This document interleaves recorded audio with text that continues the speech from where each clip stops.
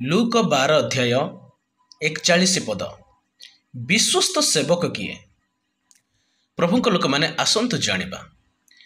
ପିତର ପଚାରିଲେ, ପ୍ରଭୁ ଏହି ଦୃଷ୍ଟାନ୍ତ ଆପଣ ଆମ୍ଭ ପାଇଁ କହୁଛନ୍ତି ନା ସମସ୍ତଙ୍କ ପାଇଁ?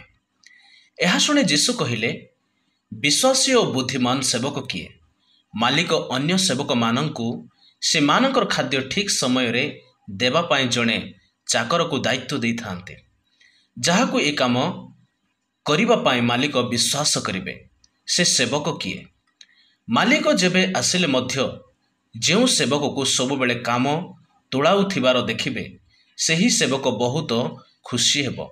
ମୁଁ ତୁମ୍ଭମାନଙ୍କୁ ସତ୍ୟ କହୁଅଛି, ମାଲିକ ତାକୁ ତାହାଙ୍କ ସମସ୍ତ ସମ୍ପତ୍ତିର ଦାୟିତ୍ୱରେ ରହିବା ପାଇଁ ବାଛିବେ।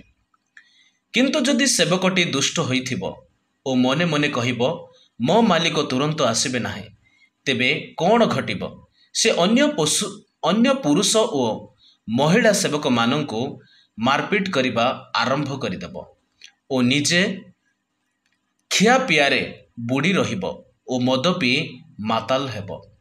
ତାପରେ ସେହି ସେବକଟିର ମାଲିକ କୌଣସି ଦିନ ଆସି ପହଞ୍ଚିଯିବେ। ସେତେବେଳେ ସେବକଟି ପ୍ରସ୍ତୁତ ନଥିବ। ମାଲିକ ଆସି ଏପରି ହଠାତ୍ ପହଞ୍ଚିଯିବେ ବୋଲି ସେବକଟି ଭାବି ମଧ୍ୟ ପାରିନଥିବ। ତାପରେ ମାଲିକ ସେଗୁଡ଼ିକୁ କଠିନ ଦଣ୍ଡ ଦେବେ ଓ ଅନ୍ୟ ଅବାଧ୍ୟ ଲୋକଙ୍କ ପାଖକୁ ତଡ଼ିଦେବେ।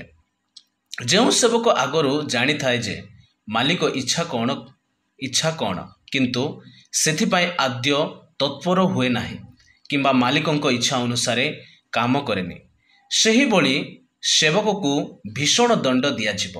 କିନ୍ତୁ ଯେଉଁ ସେବକ ନିଜ ମାଲିକଙ୍କ ଇଚ୍ଛା ବିଷୟରେ କିଛି ଜାଣିନଥାଏ, ସେ ଦଣ୍ଡନୀୟ କାମ କରିବ। ସେ ତେବେ ତାକୁ ସେଇଥିପାଇଁ ନିଜ କର୍ତ୍ତବ୍ୟ ବିଷୟରେ ଜାଣିଥିବା ଚାକର ଅପେକ୍ଷା କମ୍ ଦଣ୍ଡ ଦିଆଯିବ। କାରଣ ଯେଉଁ ଲୋକଙ୍କୁ ଅଧିକ ଦିଆଯାଇଛି ସେ ବିଷୟ ପାଇଁ ଦାୟୀ ହେବ।